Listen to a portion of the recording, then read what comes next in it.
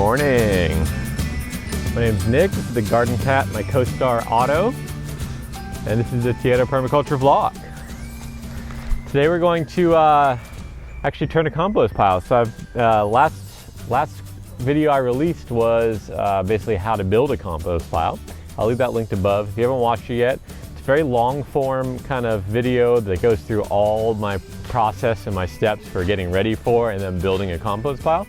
And then today I'm going to focus on when to turn the compost pile. We're actually going to turn it. I'll talk about anything that comes up, any troubleshooting, anything like that, just so you guys are aware of what might happen in a compost pile and what you need to know in order to turn it properly, etc. So that's what we're going to focus on today.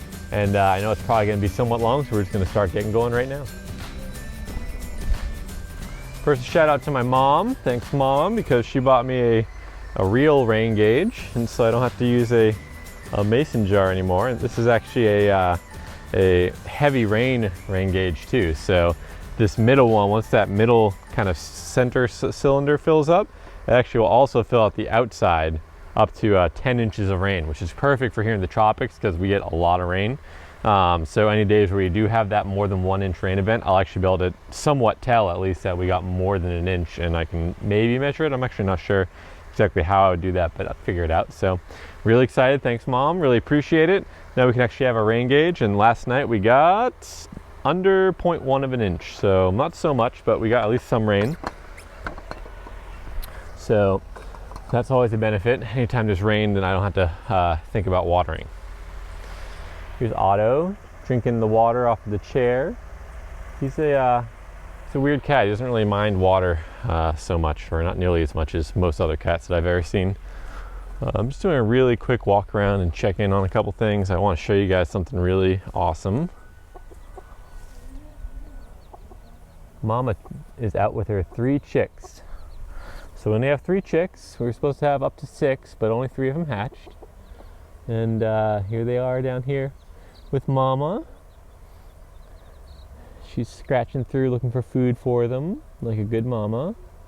And she's been very protective, even from me. Usually she's like very loving towards me.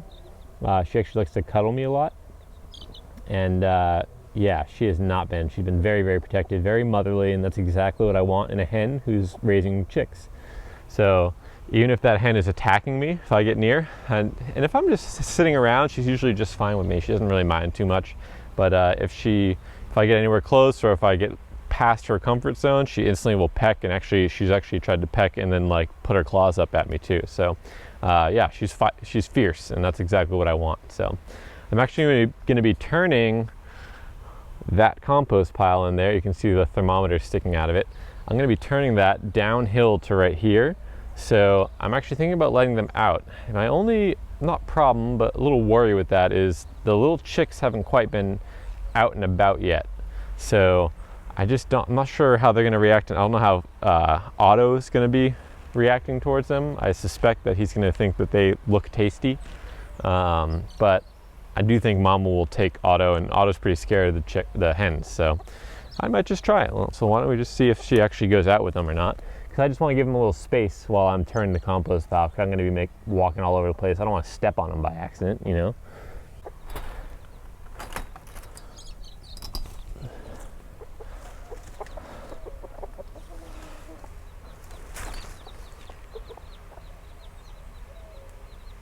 We're just going to let them do their thing.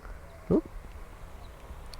And I'm going to try to distract Otto so he doesn't want to come down here. She might just want to stay in the pen. She feels safe there.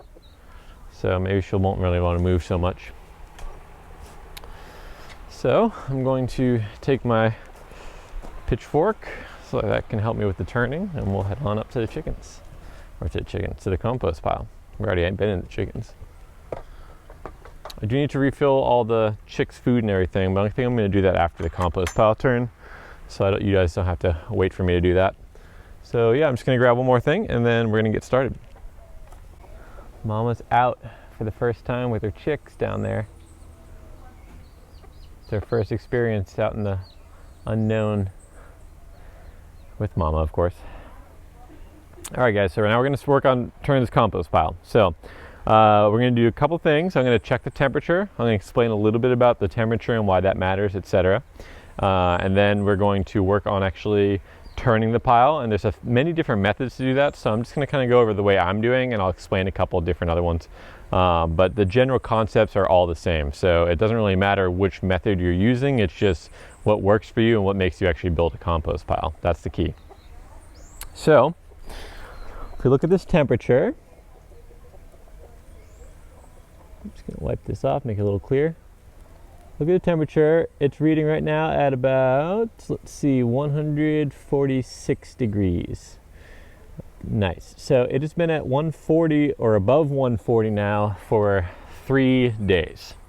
The first day when we built it, the following day it got up to about 135-ish, so really close to 140, and then the following day it was above 140. So that's pretty typical. If you have a compost pile, right, it usually takes at least a couple of days to kind of heat up fully.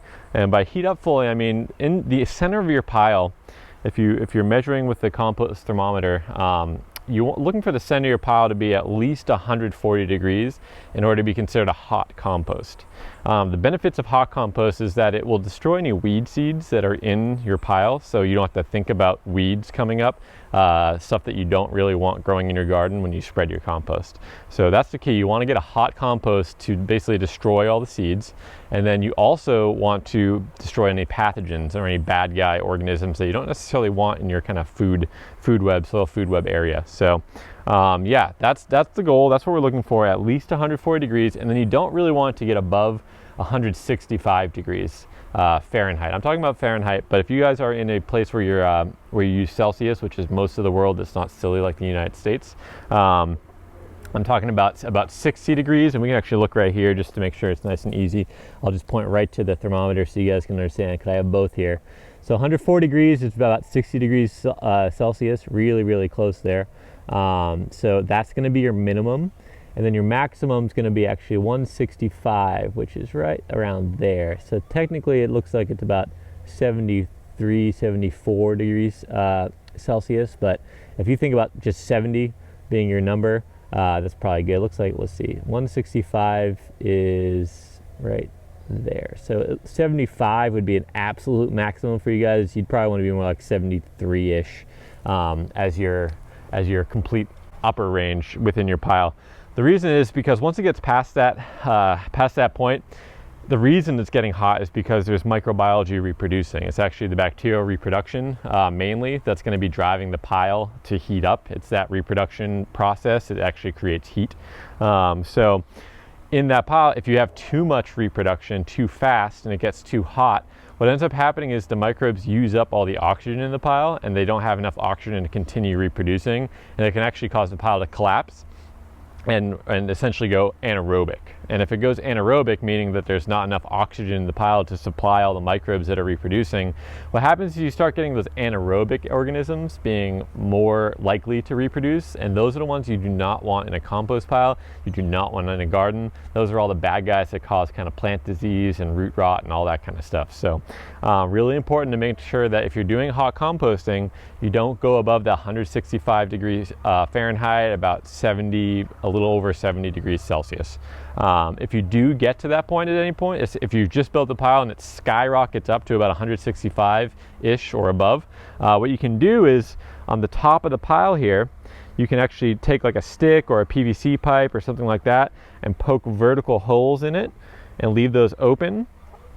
And what that's going to do is allow basically that hotter air to kind of rise up and vent, and basically acts like a chimney. It's going to vent all that extra heat out, and that might help keep your pile at that kind of good temperature, not above that 165. So that's the key. You just want not to be going above 165. At 165, you're still okay. So you'd be trying to maintain it. If you start seeing it trying to go above, you want to make sure you're either turning your pile or you're adding those chimneys. When you do want to turn, basically there's a couple different ways of doing it. For this pile here, and for most piles, as long as you have the ratios right, typically you build it and then you have a 4-day waiting period, and then you're going to turn. That's a pretty good rule of thumb. That's with the Berkeley compost method. That's the way that they do it. It's basically you build it, you wait 4 days, and then you turn it every other day. In this method, What I'm doing, basically, it's a little bit different than the Berkeley, but it's using the same principles. Like pretty much all composting, it's the same principles. So I just happened to figure out that, or today happens to be the third day that I've been at 140 degrees, and that is day 4 of my compost pile. So it kind of lines up pretty perfectly. So you can think 4 days after you build it, as long as it doesn't get above 165 degrees, it's a good time to turn. If it does skyrocket up to really hot to 165, you're probably going to want to turn it after 1 day being at 165 degrees. If you're at 140 degrees or just over that, you can wait 3 days and then turn it. If you're in between, like that 150 degree Fahrenheit, which is, let's see, about 65 degrees Celsius. If you're at that temperature, 150 to 155 degrees, not quite 160 up there, you can probably wait 2 days. So it's basically depending on your temperature, you're going to decide when to turn your pile. So if you're at 140-ish, wait 3 days, turn the pile. If you're at 150 to 160, wait 2 days, then turn the pile. If you're above 160, you're probably only going to want to wait a day before you turn it, because otherwise you're at risk of losing the oxygen in the pile. And that's what you need to maintain. You want to maintain that oxygen. So now that we have that, let's talk about really quick how to measure. So you can see here I have a 3-foot probe here. So I want to be making sure that the center of that probe, the tip of this right here, the tip of the compost thermometer, is at the exact center of the pile. So there's many different ways to do that, and when you are measuring temperature, I definitely recommend measuring from multiple spots in the pile, because then you're going to get a little bit better of an overview of how the whole pile is doing. So I'm going to put you guys down real quick, and hopefully this will work pretty well. All right, so if this is the height of the pile right here, you can basically put your compost thermometer right down on the ground, figure out halfway up, and that's going to be my halfway point on my actual probe right there, somewhere around there. And I mean, that's halfway through, but in terms of the pile itself, if I go straight down, if this is the top right here, I can go halfway down, and that's how deep I want my probe to go. So I can basically put my probe in until I get to that depth. I want a little deeper, and put it right on in. And then once it's in there, we can just watch this rise. And it does take some time to get an accurate reading, so don't just take it, stick it in, look what it is, and walk away. Give it about, give it a couple minutes to really kind of find its temperature. You can see it just slowly rising up. I might end up speeding this part up so you don't have to sit here and watch it, but right there we've now crossed that 140 degree mark, and that's really all I'm looking for. As long as I'm above 140 degrees in a few places in the pile, I'm going to call it good. And at this point I know it's good because yesterday this thing got up to about 148, so almost 150 degrees. So I know that this pile is adequately hot, so I don't have to worry too much about the actual heat. I know that my initial mix was good, and I got a good solid heat and microbiology happening in there, reproduction happening, etc. So I am now going to turn the pile downhill. So if you have a compost system and you can manage to set it up to use gravity to help you, it's always a benefit, because then you don't have to work as hard to turn the pile. So instead of turning the pile uphill, I'm going to turn it downhill. So I just have to move things down instead of move things back up. That seems like a really obvious statement, I know, but not knowing it, you might not think about it, and then afterwards you're like, God, that was hard, and you can't figure out why. That's why. So the first thing I like to do before I turn is to try to create an aerated base. But unfortunately I used all my aerated base stuff on this pile, so underneath here there's a lot of sticks and brambles and everything. So the reason you want that is you want to make sure that you have plenty of airflow going up beneath your pile so that you don't have any sort of stagnation under there. So I'm going to do the best I can with the material I got here. So I'm going to quickly grab the pitchfork and just start moving this stuff around, and then we'll pick off right after I'm done.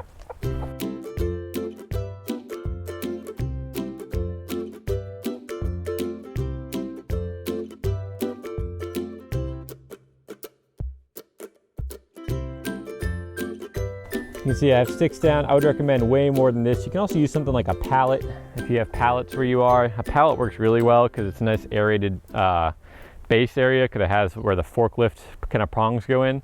And then right on top of that, that pallet, you can put some sort of wire like hardware cloth or welded wire to help give you a nice strong base if the pallet wooden pieces are a little bit far apart that you might have compost falling through. So you can just put something on there that still allows air to pass through. And yeah, so I would recommend way more than that, but that's what I got to work with, so that's what I'm going to use.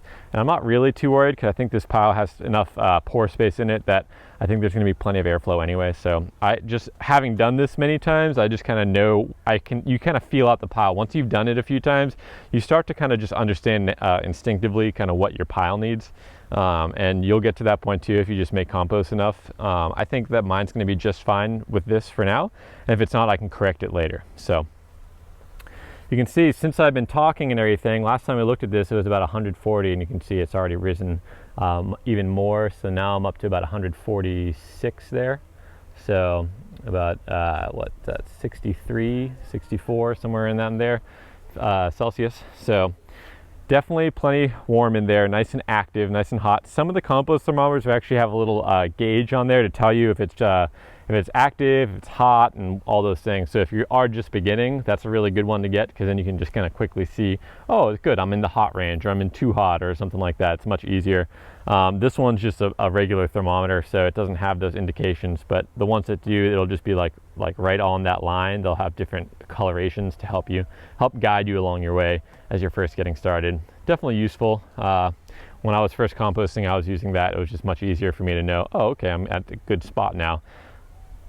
All right, so now we're going to turn it. So the main consideration when turning your pile, there's a couple, and a couple of mine are unique. So I'm going to start with just the general, and then I'll talk about my unique one. Is that you want to make sure that all parts of the pile end up in this, all parts of your actual compost pile itself end up in the center of the pile. So as you turn it, you want to have some sort of method so that you know that you're getting all of your pile in the center during one of the turns. And typically you should have all the parts in the center after 3 turns, because you've already turned it 3 times. So the main way that people do it is, what you do is you take the top layer off. The top layer, I usually take a little bit off the sides and about, maybe 2 or 3 inches down from the top, and you set that aside. You can ideally you'd set it aside on a tarp or something where you have complete control of where it is, so you know this is all the material that I need to make sure goes into the center. So you set all that aside, and then after you set that aside, you take what was in the center of the pile and you use that as your next base. So the center of the pile has already gone through that hot composting procedure, especially this one. It's at 145-ish degrees. It's nice and hot. It's good. It's been there for 3 days. I don't have any problem with anything that's in the center of that pile. So everything in the center of that pile is going to become the base of my new pile. After I form that base, I will then take what I had moved to side and kept the old top of the pile, and that will go in the center of the pile. And then the very bottom of the pile, everything that's left, will go at the top. So basically you're taking the top of the pile, setting it aside, taking the center of the pile, using it as your new base, take the part that you set aside that was the original top, put it in the center, and then everything that's left over goes on top of your new pile. So I know I'm saying top, center, middle, all that kind of stuff pretty frequently. It may not make sense if I'm saying it, but it will make sense once you start doing it once or twice. And I'm going to show you what I'm doing so you can watch me along the way. So without further ado in talking, let's get started with that. I'm suspecting I'm not going to have to add moisture because we just got a little bit of rain and this was out in the elements, but I will also talk about the moisture content as we start turning. If you do think your pile's a little dry, I would recommend just immediately getting some sort of water source so you can spray down your pile as you're going. So I'm going to set you guys up in some angle where you can see everything, and then we'll start turning. So I don't have a tarp or anything here, so what I'm going to do is I'm going to place all my top materials, the stuff that I want to make sure I'm keeping, I'm going to place it right over kind of to the side here where I know where I'm starting to keep it. So first up, the top.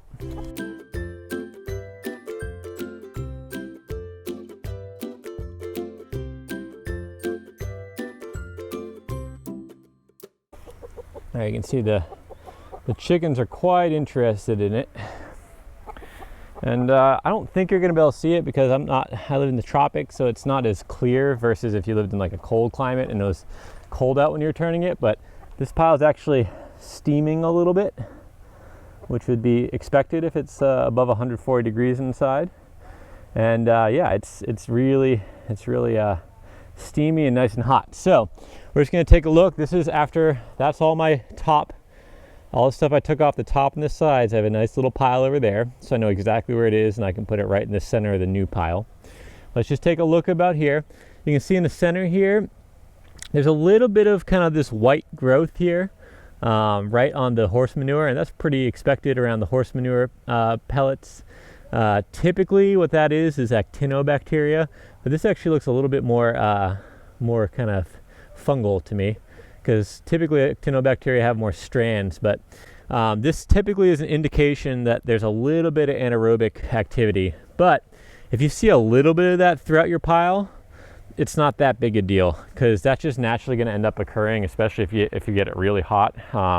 The actinobacteria is not a bad thing. It just tends to be an indication. Actinobacteria live right on the edge of aerobic conditions and anaerobic conditions. So if you see that, it's an indication of, oh, I might have a little bit, not quite enough oxygen in my pile, and I should maybe think about adding, turning and making sure there's lots of aeration. So if you start seeing that you don't have too much and you're turning it, you're basically adding oxygen by turning the pile, so you shouldn't have to worry about it too much. If you see it everywhere throughout your pile, that's probably an indication that something went wrong.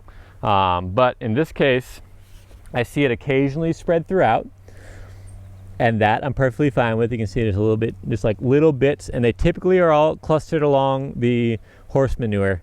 And that is pretty typical, because if you don't break up the clumps, like I was saying, it tends to stay a little bit anaerobic within those horse manure pellets. So it's really important to make sure you break all those up. I did break it up as much as I could, as much as was, you know, easily break upable and that I noticed, but clearly there's some clumps there, and that's okay. As you turn it, you're going to adjust. Every time you turn the pile is your chance to say, okay, something's not quite right, let me fix it and move on. So don't worry too much about that. Right now, I'm really happy with this pile based on just kind of that first little bit of movement. Nice and steamy, not too white all throughout there, so I'm not too worried about the anaerobic bit. And then let's talk about moisture real quick. I'm just going to grab my gloves, which I neglected to put on, because I am going to be grabbing essentially horse manure, and I don't really want to do it with my bare hands. You can see the chickens, every time I'm turning a compost pile, the chickens are very interested. And that's why I like to integrate my compost system with the chickens. There's a couple little factors you need to know about that, though, is they like to scratch. So they're going to scratch parts of the top of the pile off to the side. So there typically tends to be a little kind of ring around the side of built up material that came from the top of the pile. So I just make sure that I put that top, all the stuff that's fallen off the side, right into the center of the new pile each time. So now we're going to do a moisture test, and the key here is you want about 50% moisture, and the easiest way to do that is to take a nice clump of what was in the center of your pile. It's nice to do it in the center so you know exactly what's happening in the center. And you take a clump of that, and then you squeeze as hard as you can, and you want to see 1 to 2 drips. I see way more drips, so I actually know this pile is too wet, which is probably why we have a decent amount of this growth of the actinobacteria there. So I'm just going to find another spot of the pile. I like to do a few checks. Always check a few places, because sometimes you just have a little wet spot and it's not your fault.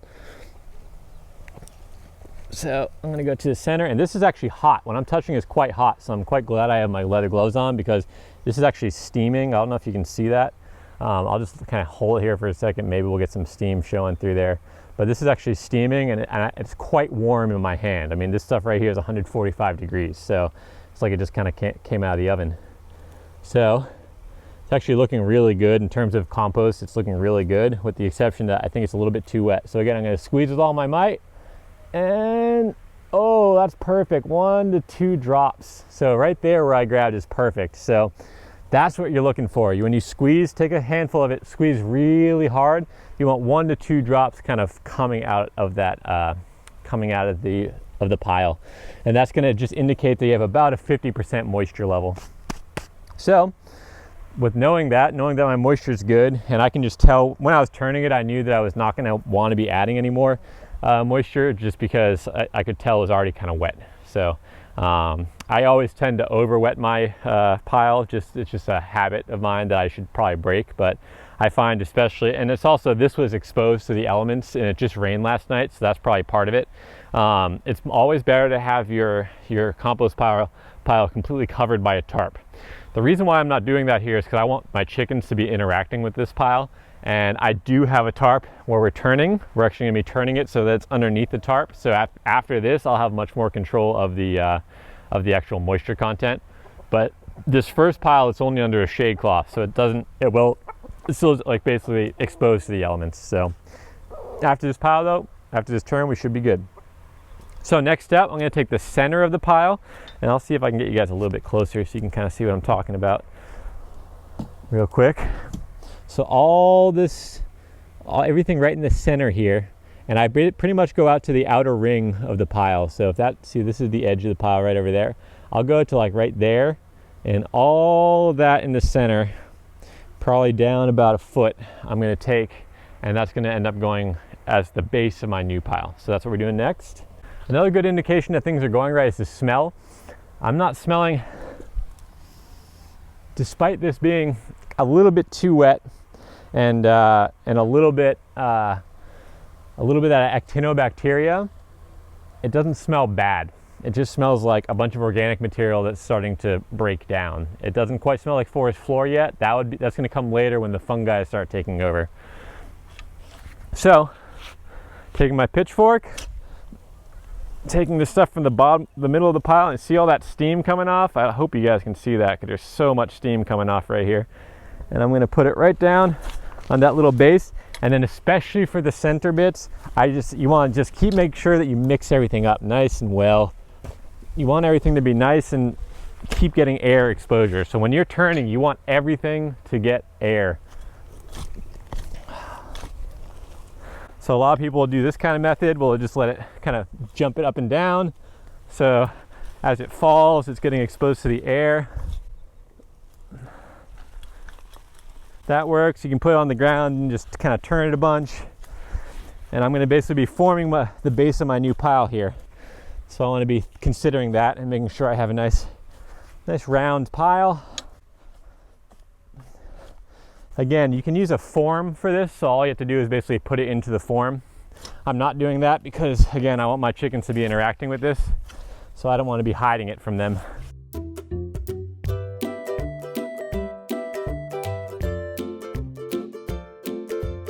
Any kind of if I find a big clump of horse manure, I'm just going to be breaking it up as I go.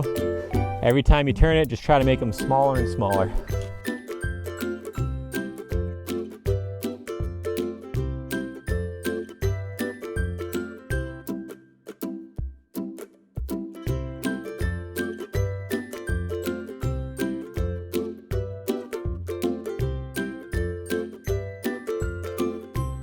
My center's out of the pile.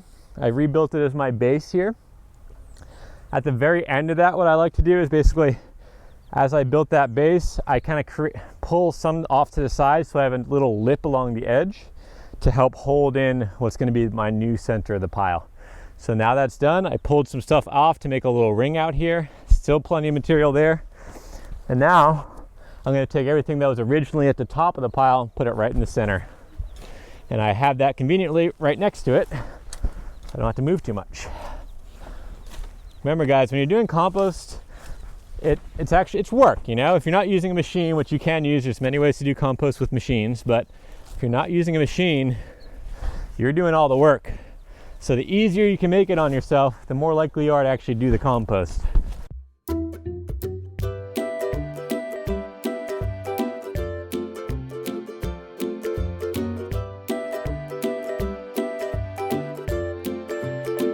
The original top material is now at the center, and now it's time to take the rest of the pile and put it right on top. And that's about it, guys. So if your pile was not quite hot enough, didn't quite get as much heat as you want to get in it, this would be the time to add in some sort of new activator or something nice and strong, nice fresh manure, or maybe some urine, or maybe I used an old kind of rotting rack of bananas something that's right in the center to encourage that center of the pile to heat up really quickly. You basically want to be giving it bacterial food, like high in sugar or nice fresh greens or something like that. Comfrey works, nettles work in the temperate climate. Anything that's like nice deep green leaves, lots of stuff for the bacteria to eat. Add that right into the center of the pile here.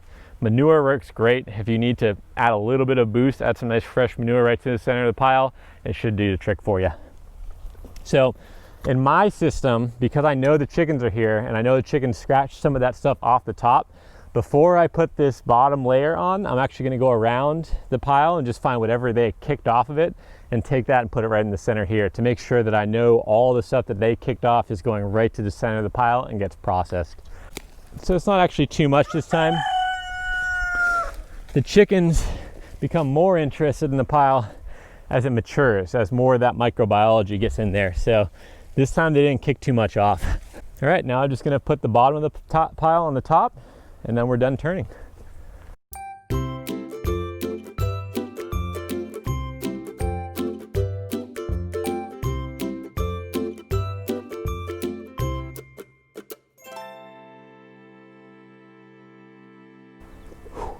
All right, guys, here we have it.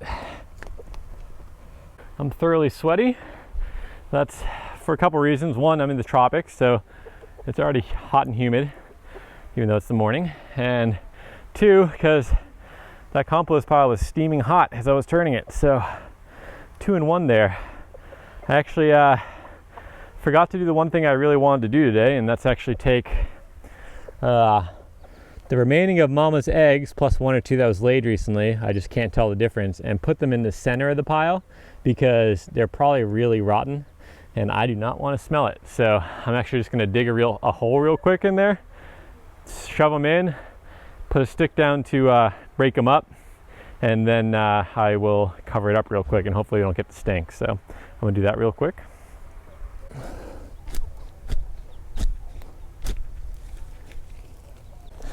So these are the eggs that Mama sat on for 3 weeks and that didn't hatch. So they're likely just really rotten and stinky. So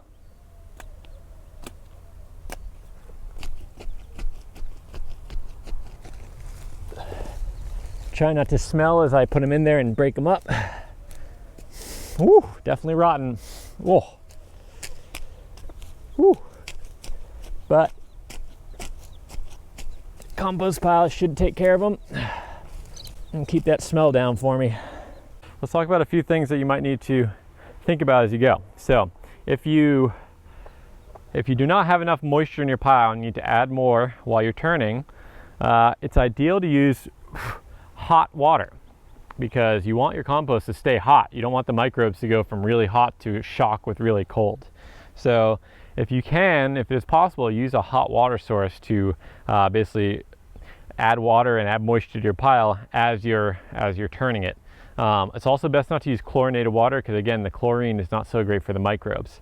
If you have a lot of, especially if you have woody bits in there and they've started to decompose, or if you use maybe partially decomposed woody matter as you put it in, you're more likely to have some humic acid in there, which will actually neutralize the chlorine. But it's just best practice not to use chlorinated water when you're turning your pile and aerating it as much as possible.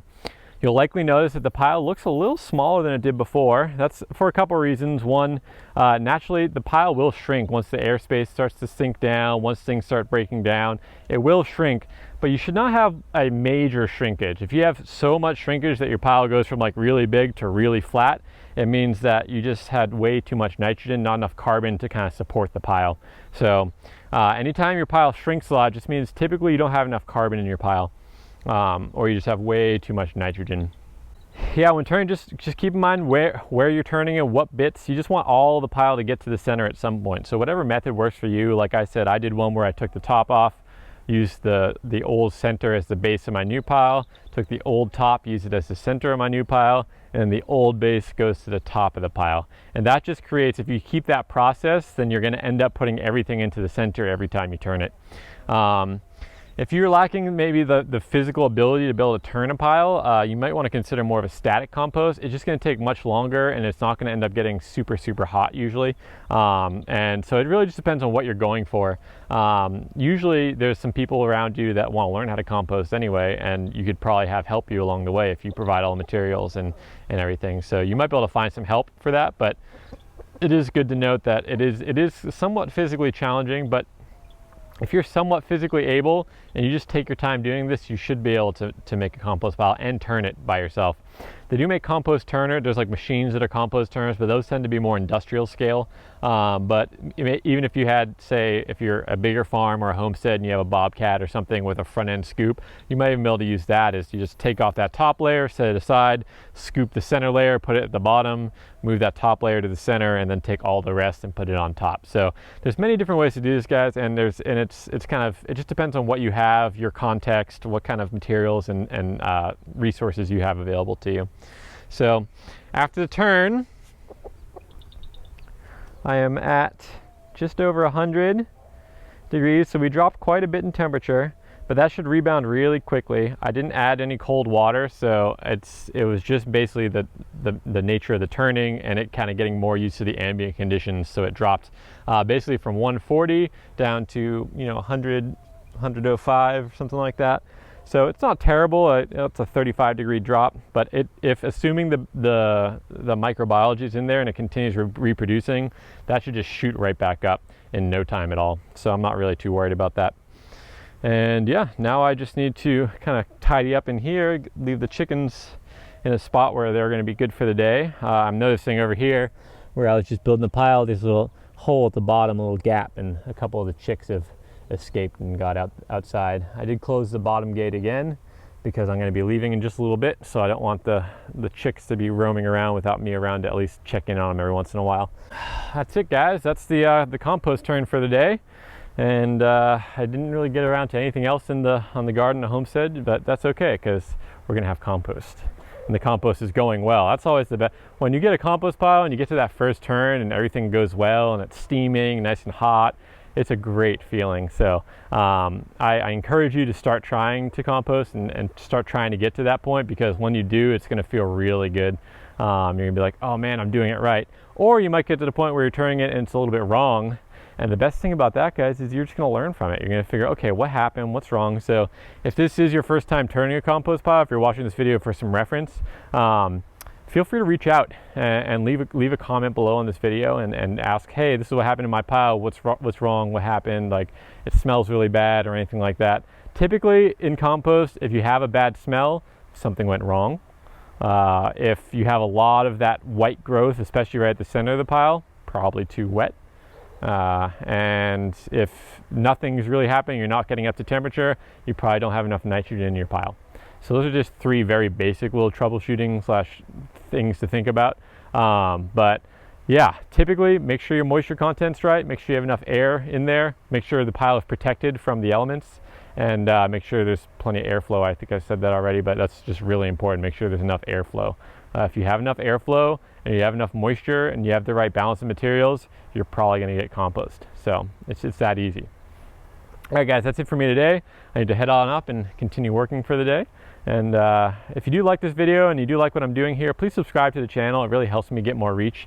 And then every time I see that subscriber count go up, I just get really excited. Right now, as I'm recording this video, I'm at 90 subscribers, so it's actually been going up this week. So that's really exciting to me. I'm still trying to get to that 100. And again, if you're watching this at a much later date and I'm already way past that, just pretend I'm going to the next 100 of whatever subscriber count I'm at now.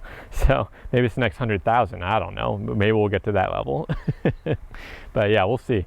But yeah, that's it for me, guys. Hope you all have a good day and a good week. This is Monday, where I'll be releasing this Monday, Tuesday. So I hope you have a great week. And until next time, have a good one.